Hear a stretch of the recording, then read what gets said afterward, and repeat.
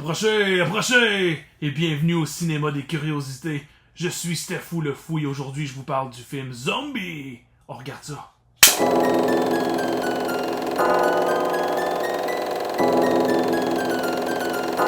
Where am I? Zombie est un film d'horreur italien sorti en 1979 et réalisé par le grand maître de l'horreur Lucio Fulci.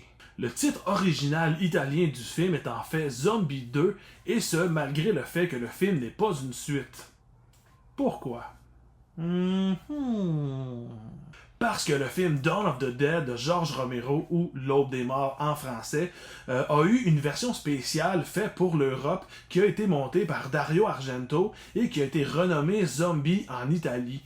Donc quand les producteurs ont vu l'énorme succès de Dawn of the Dead, ils ont décidé, et ça bien évidemment sans avertir Lucio Fulci, sans même y demander la permission, ils ont décidé d'appeler le film Zombie 2 pour profiter de ce succès-là et avoir plus de cash dans leur crise de poche. Les deux films ont absolument rien à voir ensemble, mais ça a comme créé une espèce de franchise bizarre, non officielle, de films en Italie qui s'appelle Zombie. Mais ces films-là n'ont pas vraiment plus de rapport ensemble, à part que les zombies. Donc on a Zombie 3, Zombie 4, After Death, ou Zombie 5, Killing Birds. Puis ça, c'est vraiment rien, parce qu'il y a plein d'autres films qui ont été faits plus ou moins indépendamment, qui ont été rebaptisés Zombie, ou du moins amenés dans la franchise Zombie, mais la franchise Zombie change de pays en pays, parce que dans chaque pays, ils font comme refaire les titres, fait que des fois, trouver le vrai titre d'un vrai film, ça devient super compliqué,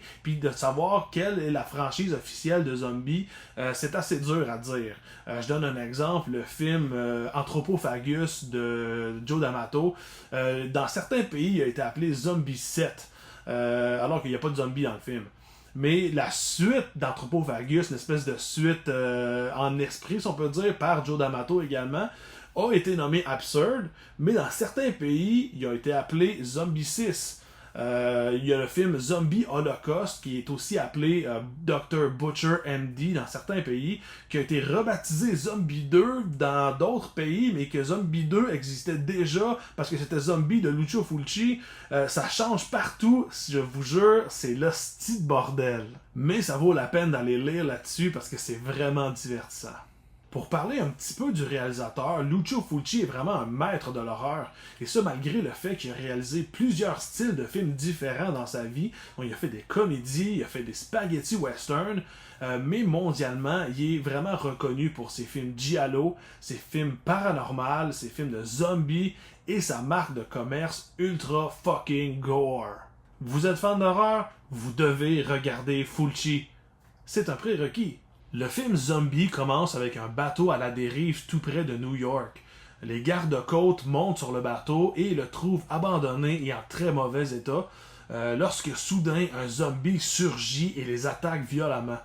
Celui-ci tombe ensuite à l'eau et disparaît. Le propriétaire du bateau étant introuvable, les autorités se tournent vers sa fille, interprétée par Tisa Farrow, qui est la sœur de l'actrice Mia Farrow, qui, elle, a joué dans Rosemary's Baby. Cette jeune femme-là, qui n'a pas de nouvelles de son père depuis plusieurs mois, s'associe à un journaliste pour suivre les traces de son père, qui remonte à une île tropicale des Antilles, l'île de Matoul. Une fois là-bas, ils rencontrent un docteur qui leur apprend qu'une étrange épidémie ravage l'île et transforme les gens en zombies affamés de chair humaine. Le scénario a été écrit par deux personnes vraiment très cool, Elisa Briganti et son mari Dardano Sacchetti. Elisa a écrit des films comme Hands of Steel, The Bronx Warrior, Exterminators of the Year 3000, elle a écrit Blade in the Dark de Lamberto Bava et les films de Fulci, Manhattan Baby, The New Gladiators et The House by the Cemetery. Dardano a aussi eu une très grande carrière. Il a écrit des films comme Choc de Mario Bava, Cannibal Apocalypse, Amityville 2. Il a coécrit les grands classiques du cinéma d'horreur italien, Demons et Demons 2 de Lamberto Bava. Il a retravaillé avec Fulci pour des films comme The New York Ripper et The Beyond, pour ne nommer que ceux-là. Fait qu'on a droit à de la très grosse pointure. Mais là, je dis ça, le scénario est pas à se péter à la tête ses murs non plus. Je veux dire, il change pas le monde. Il est juste vachement cool. Puis Puis il y a vraiment beaucoup d'éléments du film qui sont dignes de mention puis qui font en sorte que Zombie est un très grand classique. Entre autres, d'avoir situé le film dans les Antilles. C'est cool parce que l'environnement est vraiment très beau. Puis c'est le fun de voir des zombies dans un endroit paradisiaque comme ça.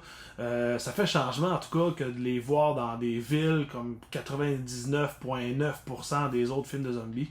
Aussi, ça nous ramène un peu à la racine cinématographique des zombies, si je peux dire. Parce que bien que George Romero a révolutionné le genre de zombies, dans le fond, comme on le connaît aujourd'hui, avec son Night of the Living Dead en 1968, il reste qu'il y avait plusieurs films de zombies qui existaient déjà avant. Dans le fond, le premier officiel était le film White Zombie avec Bela Lugosi en 1932.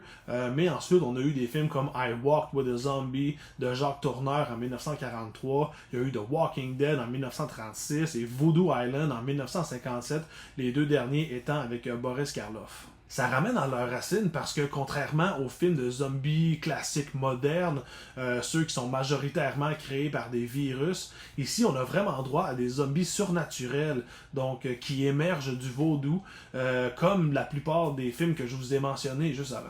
Puis même si j'aime les zombies classiques, les virus, tout ça, je suis un très gros fan de la série de jeux vidéo Resident Evil.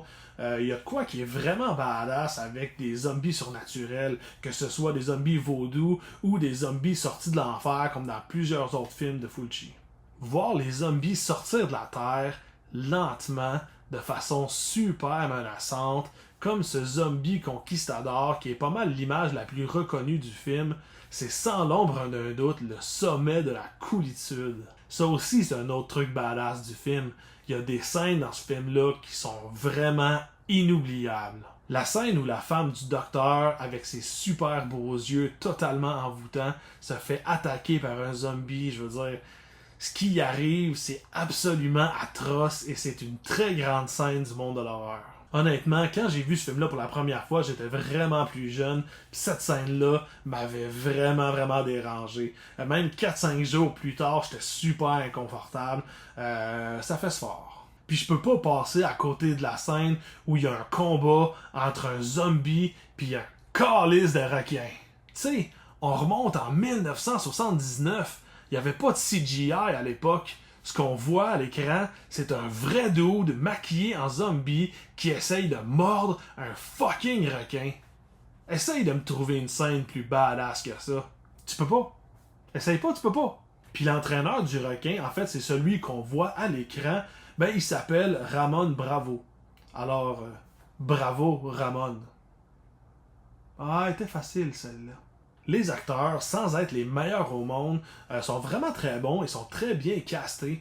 J'aime particulièrement Al Cleaver, qui a joué également dans l'excellent film Endgame de Joe D'Amato, qui est un film que je risque de vous parler très bientôt. Ce qui est le fun à savoir, mais qui te servira absolument à rien, c'est le fait que sur le plateau de tournage, ainsi que sur la majorité des plateaux de films d'horreur italiens de l'époque, il y avait des acteurs qui venaient de différents pays qui incarnaient les rôles. Ça fait que, dans le fond, les gens ne parlaient pas la même langue. Donc, un acteur américain qui parlait anglais donnait souvent la réplique à un acteur italien qui ne parlait que l'italien.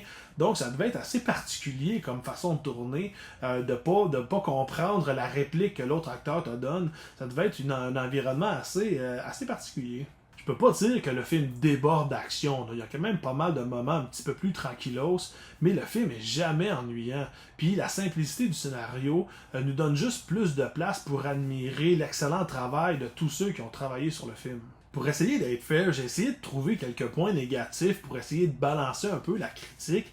Honnêtement, j'en ai pas vraiment trouvé. Je veux dire, le film remplit vraiment sa fonction. Il est divertissant, il est juste le fun à regarder.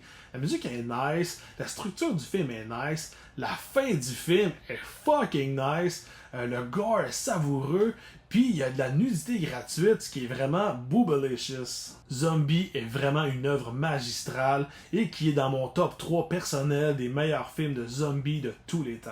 Puis toi, t'en penses quoi du film? Merci d'avoir visité le cinéma des curiosités. Si vous avez apprécié votre visite, un like, un commentaire, un partage, un abonnement, c'est toujours apprécié. Que l'étrange soit avec vous et avec votre folie. Et à la prochaine.